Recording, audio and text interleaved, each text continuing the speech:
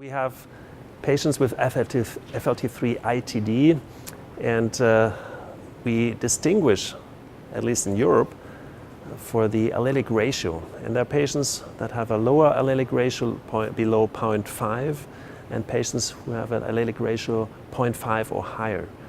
And we consider the patients with higher FLT3 ratio as the ones with the worst risk. Now, NPM1 also plays an important role in the relation with FLT3, and therefore patients are categorized depending on NPM1 and FLT3 either in the favorable risk group or in the intermediate risk group, or if they only have a high FLT3 ratio, even in the adverse risk group.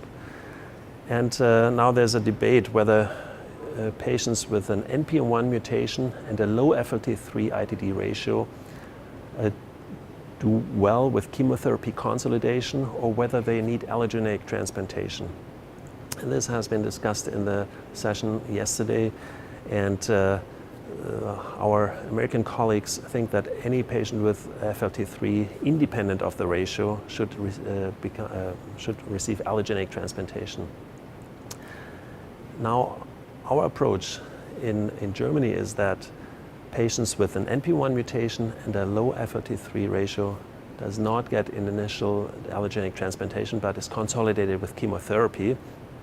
And that also can be controlled with MRD assessment, because NPM1 is a good MRD marker, and we control whether this strategy works for the patient.